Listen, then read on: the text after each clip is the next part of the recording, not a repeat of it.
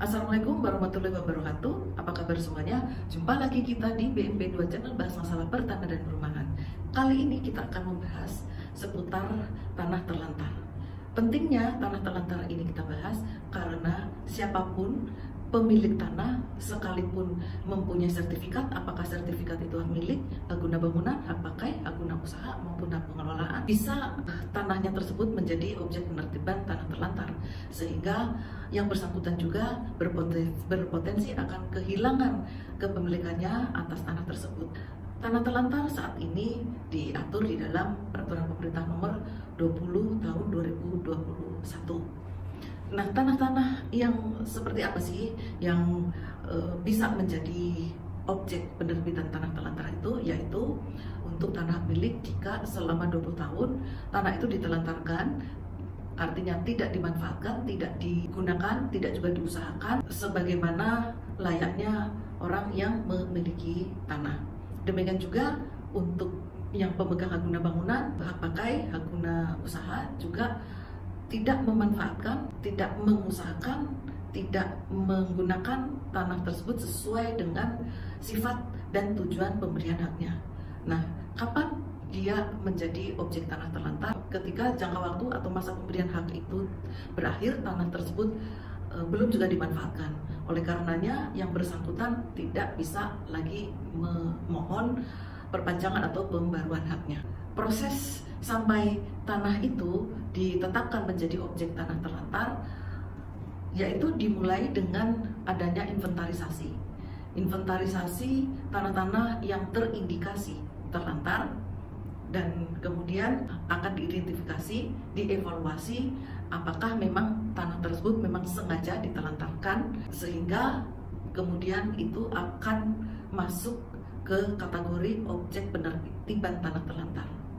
Prosesnya itu setelah dia teridentifikasi, maka BPN itu akan memberikan surat pemberitahuan, akan menyampaikan surat pemberitahuan bahwa tanah yang dimilikinya tersebut itu teridentifikasi sebagai tanah terlantar. Ketika dalam jangka waktu 90 hari apa yang disampaikan tersebut tidak juga direspon, maka akan dilanjutkan dengan peringatan.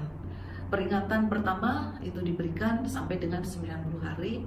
Ketika 90 hari itu tidak juga pemiliknya itu merespon dengan memanfaatkan tanah tersebut, maka dalam waktu 45 hari akan diterbitkan surat peringatan kedua. Dalam 30 hari belum juga ada respon dari pemilik atau tidak ada tanda-tanda bahwa pemilik itu akan memanfaatkan tanah, maka hal itu akan dilanjutkan dengan proses penetapan penghapusan hak atas tanahnya oleh Menteri ATR Kepala BPN. Demikian, setelah proses penghapusan hak, maka akan dilanjutkan dengan cabutan hubungan hukum antara bekas pemegang hak tadi dengan tanahnya, sehingga dia juga tidak lagi mempunyai prioritas untuk memohonkan kembali atau memperpanjang atau mengajukan pembaruan hak atas tanah tersebut, karena hubungan hukum keperdataan antara bekas pemilik tadi, dia sebagai pemilik tanah itu sudah dicabut, sehingga itulah dia benar-benar kehilangan tanah miliknya itu, karena memang dia tidak lagi mempunyai peluang untuk kembali mengajukan atau memperpanjang atau mengajukan pembaruan haknya.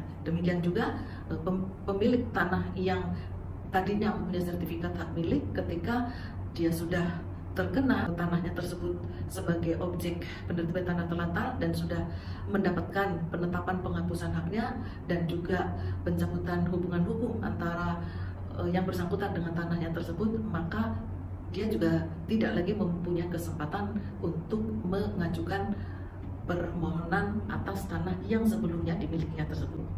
Nah, tanah yang sudah dihapuskan haknya menjadi tanah bekas tanah terlantar yang kemudian akan dimanfaatkan untuk diberikan kepada bank tanah. Jadi tanah-tanah bekas tanah terlantar tersebut bisa menjadi aset bank tanah atau menjadi TCUN, yaitu tanah cadangan untuk negara.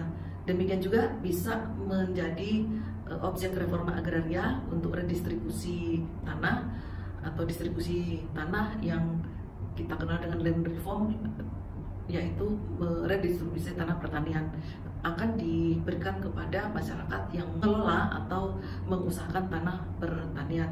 Kemudian juga bisa dimanfaatkan untuk proyek strategis nasional dan juga untuk cadangan negara lainnya. Nah, demikian yang bisa saya sampaikan untuk permasalahan tanah terlantar ini, karena supaya kita semua bisa selalu merawat, menggunakan, dan juga mengusahakan tanah kita, milik kita, dan jangan sampai tanah itu kita terlantarkan, karena sekalipun itu sudah bersertifikat, berpotensi untuk kehilangan tanah yang sebelumnya menjadi milik kita. Demikian kiranya yang dapat saya sampaikan, semoga bermanfaat, dan tak lupa saya ucapkan terima kasih kepada semua yang menonton video ini, terutama bagi yang memberikan subscribe dan like-nya. Wabillahi taufiq wal hidayah. Wassalamualaikum warahmatullahi wabarakatuh.